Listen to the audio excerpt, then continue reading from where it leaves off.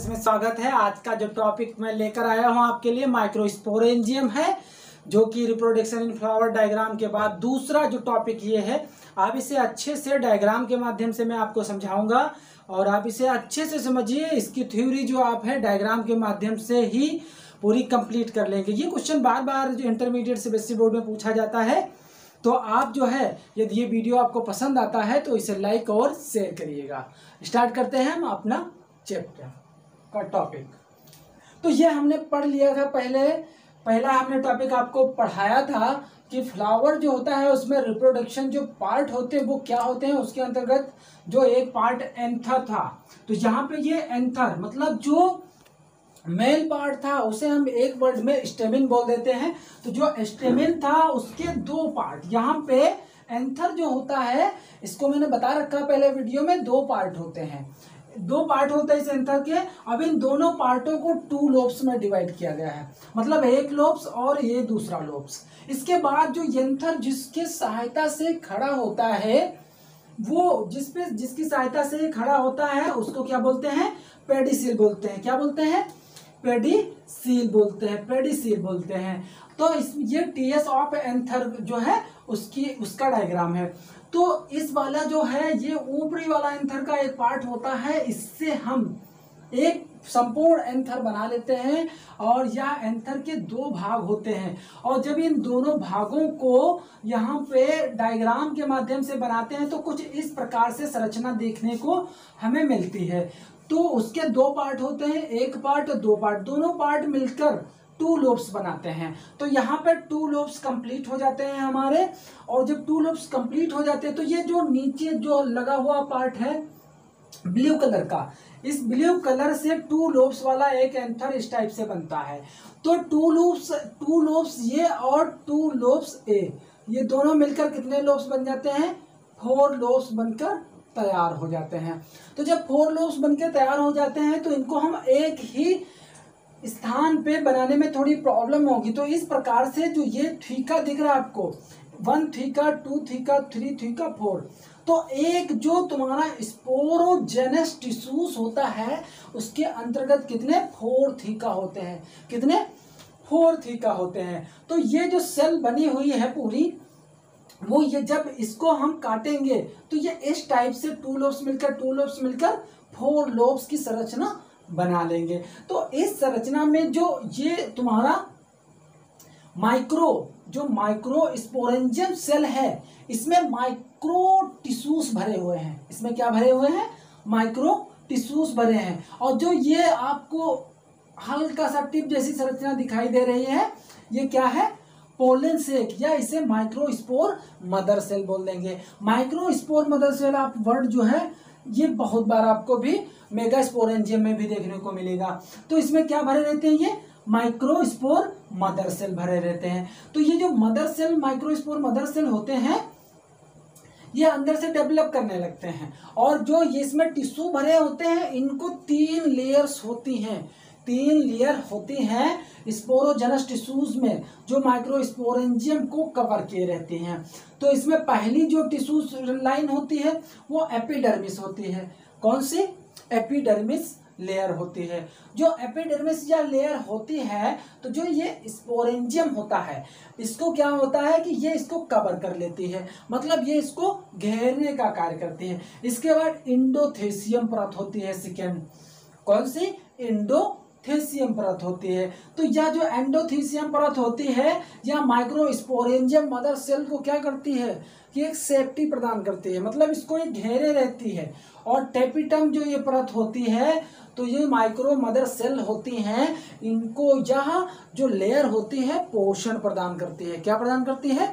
पोषण प्रदान करती है। ये सीपीएमटी में क्वेश्चन पूछा गया है कि जो टेपिटम होती है वो माइक्रो मदर सेल को क्या प्रदान करती है, तो आप बताएंगे कि पोषण प्रदान करती है। तो ये टेपिटम परत पोषण प्रदान करती है। इसके बाद इसके पहले जो एक मिडल लेयर पाई जाती है जो कि ये इसको कवर करने का कार्य करती है। तो यहाँ पे जो माइक्रो मदर सेल होती हैं उसमें क्या होता है कि उसकी जो परत ये एपिडर्मिस और इंडोथेसियम और मिडल लेयर और टेपिटम होते हैं। तो जो टेपिटम होते हैं ये जब इसमें स्पोर निकलना स्टार्ट हो जाते हैं तो ये जो सेल होती है ये आराम से सूख जाती हैं। ये सेल क्या होती हैं, आराम से सूख जाती हैं, जिससे इसके जो स्पोर्स होते हैं, इसके क्या होते हैं स्पोर्स, वह बाहर निकल जाते हैं। तो एक माइक्रो स्पोरेंजियम मदर सेल जो होती है यहाँ से एक बाहर निकल के अपना डिप्लॉयड, कैसी डिप्लॉयड संरचना बाहर निकल जाती है। और इस डिप्लॉयड संरचना से जो माइक्रो मदर सेल होती है यहाँ से एक माइक्रो मदर सेल बाहर निकल के अपना एक सेल्स का निर्माण कर लेती है। तो जब ये सेल्स का निर्माण कर लेते हैं तो यहाँ पे मियोसिस होती है। क्या होती है, मियोसिस होती है। और इस मियोसिस में फोर जो है 4 यंग सेल्स बन जाएंगी, 4 हैप्लॉयड सेल्स बन जाएंगी। तो इसमें मियोसिस होगी, एकमात्र कोशिका से 4 पुत्री कोशिकाओं का निर्माण करना ही क्या कहलाता है, मियोसिस। तो यहाँ पे एक सेल्स थी और इसमें मियोसिस हो गया और ये 4 सेल्स का निर्माण कर लेती हैं। अब जो इसमें हैप्लॉयड सेल्स होती है, हैप्लॉयड न्यूक्लियस होता है, वो यहाँ पे आकर माइक्रोजेनेसिस स्टार्ट हो जाती है। तो ये जो माइक्रोजेनेसिस यहाँ पे प्रोसेस स्टार्ट होता है तो यहाँ से ये सेल्स बाहर निकल के अपना यहाँ पे स्थान बना लेते हैं। और ये सेल्स बाहर आकर इन सेल्स में माइटोसिस हो जाता है, इसमें माइटोसिस हो जाता है। और माइटोसिस होने के बाद एक फॉर्मेशन पोलेंस का निर्माण कर लेते हैं, फॉर्मेशन और पोलेंस का निर्माण कर लेते हैं। और ये जो पोलेंस होता है इसमें इंटाइन, ये इंटाइन एक लेयर पाई जाती है, इंटाइन एक लेयर पाई जाती है जो इसमें न्यूक्लियस होता है। जो सेल्स होती है, कनेक्टिव सेल्स होती हैं, उनको ये क्या प्रदान करता है, ये रक्षा प्रदान करता है, इनकी ये सेफ्टी प्रदान करता है इनको। ये इंटाइन पार्ट एक बहुत ही हार्डली पार्ट होता है। और इसके बाद इसमें जर्म पोर पाए जाते हैं। क्या पाए जाते हैं, ये आपको दिख रहे होंगे जर्म पोर। तो ये जो जर्म पोर पाए जाते हैं, जब स्पोर्स जो पोलन ग्रेन्स होते हैं जब वो डेवलप हो जाते हैं तो पोलन ग्रेन्स जो होते हैं ये अपने आप से बाहर नहीं निकल पाते हैं, ना कि इसमें कोई भी इंजाइम्स इसमें जो होता है वो कार्य नहीं कर पाता इस लेयर को तोड़ने के लिए। ये जो लेयर टूटती है तो ये नेचुरली टूटती है, जो नेचर होता है प्राकृतिक के माध्यम से ये लेयर टूट जाती है। और इसमें जो कनेक्टिव सेल्स होती हैं, जो कनेक्टिव सेल्स ये हैप्लॉयड होती हैं। क्या होते हैं, हैप्लॉयड। और यहाँ हैप्लॉयड होने के अतिरिक्त इसमें जो एक्साइन होता है, एक्साइन या जो फॉर्मेशन ऑफ पोलन होता है इसका बाहरी पार्ट होता है या बाहरी पार्ट होता है। और यहाँ से ये कनेक्टिव जो टिश्यूज होती हैं यहाँ पे ये सेल अपना तैरती रहती है, अकेली ये सेल क्या रहती है, तैरती रहती है। और ये सेल जनरेटिव सेल्स कहलाते हैं। क्या कहलाती हैं, जनरेटिव, क्योंकि ये जो सेल होती है आगे चल के अपना वृद्धि करती रहती है। क्या करती रहती है, वृद्धि करती रहती है। और ये अलग बाहर निकल के अपना एक सेल्स डेवलप कर लेती है। अब इस सेल्स में माइटोसिस होता है। क्या होता है, माइटोसिस होता है और 2 जर्म सेल्स का निर्माण होता है। अब ये दोनों सेल्स जो होती हैं वो हैप्लॉयड होती हैं। क्या होती हैं, हैप्लॉयड होते हैं। और ये हैप्लॉयड होने के साथ साथ यहाँ पे ये सेल्स जो होती हैं आकर अलग अलग संरचना बना लेती हैं। और जो ये संरचना बनाती हैं इसमें एक मेल गेमेट्स होता है और दूसरा भी क्या होता है, मेल गेमेट्स होता है। ये जो सेल्स होती है ये बाहर, ये जो सेल्स होती थी ये बाहर निकल के आ जाती है, वेजिटेटिव सेल्स के रूप में स्थान ग्रहण कर लेते हैं।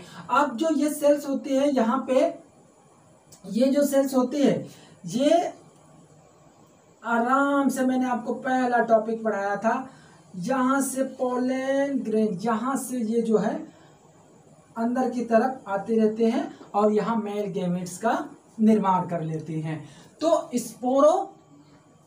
स्पोरोजेनेसिस, माइक्रोस्पोरोजेनेसिस में ऐसा होता है कि यहाँ से हमने स्टेमिन से स्टार्ट किया और ये टीएस, ये आपके लिए इम्पॉर्टेंट है टीएस। इसमें ये करेंगे कि जो एपिडर्मिस होता है, एपिडर्मिस ये इसका बाह्य पार्ट होता है, और एंडोथेसियम जो होता है इसके नीचे वाला पार्ट होता है, और इसके बाद मिडिल जो लेयर होती है ये भी मध्य वाला भाग होता है। और जो टेपिटम होता है, ये टेपिटम ही क्या करता है, इसको क्या करता है, पोषण प्रदान करता है। इसको क्या करता है, पोषण प्रदान करता है। टेपिटम क्या करता है, इसको पोषण प्रदान करता है। तो यहां तक आपको जो है लर्न कर लेना है। अब इसकी लैंग्वेज कैसे बनाएंगे, कि सबसे पहले जो एक क्वेश्चन आ जाता है माइक्रोस्पोरेंजियम क्या होता है। तो माइक्रोस्पोरेंजियम में ऐसा होगा कि सबसे पहले हम डालेंगे टीएस एंथर, एंथर बनाएंगे। तो सर्वप्रथम हमने एक स्टेमिन्स मतलब एंथर लिया। एंथर को हमने 2 लोब्स में डिवाइड कर लिया, एक पार्ट में और दूसरे पार्ट में। दो पार्ट जो होते हैं उनको हमने 2 लोब्स बोल दिया, और 2 लोब्स, और इधर जो हमारा ग्रीन वाला पार्ट था, ब्लू वाला, इसको हमने तोड़ करके अलग 2 लोब्स में डिवाइड कर लिया। और जो 2 लोब्स ये डिवाइड किया, इसके बाद जो है स्पोरोजेनस टिश्यू का हमने यहाँ पे निर्माण कर लिया। स्पोरोजेनस बनने के उपरांत हमने एक स्पोरोजेनस का डायग्राम बना लिया, और इसमें हमने एपिडर्मिस, एंडोथेसियम, टेपिटम और मिडिल लेयर का हमने यहाँ पे प्रदर्शित किया। इसके बाद हमने माइक्रोस्पोरेंजियम मदर सेल को अलग निकाल लिया। इसमें माइक्रोस्पोरेंजियम जो मदर सेल होती है वो डिप्लॉयड हो जाती है, और डिप्लॉयड होने के बाद इसमें मियोसिस होती है। मियोसिस के बाद हैप्लॉयड जो न्यूक्लियस बनकर तैयार हो जाते हैं, और ये जो न्यूक्लियस बनकर तैयार होते हैं वो यहाँ पे 2 सेल्स में डिवाइड, माइक्रोजेनेसिस होने लगती है।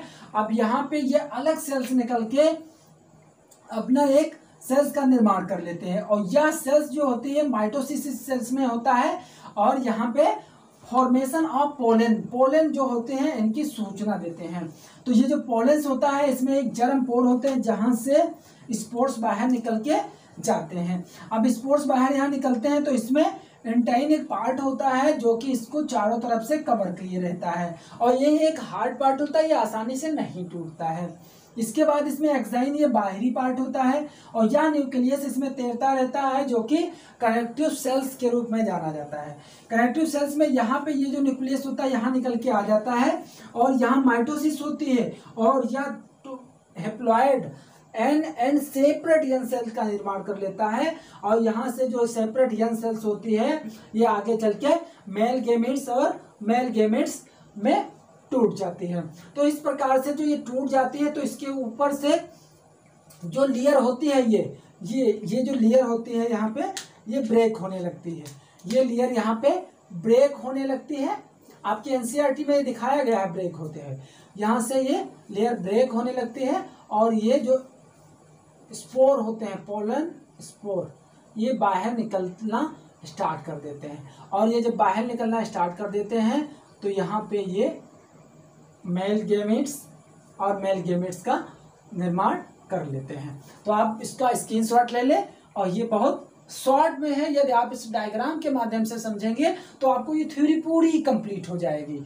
तो आपसे बच्चों यदि आपको वीडियो ये अच्छा लगता है तो लाइक और शेयर करिए, और इसके बाद में आपका टॉपिक मेगा स्पोरोजेनेसिस या लेकर आऊँगा, और आपको ये पूरा टॉपिक कंप्लीट कराया जाएगा। यदि आपको ये वीडियो अच्छा लगता है तो लाइक और शेयर करिए। Thank you for watching.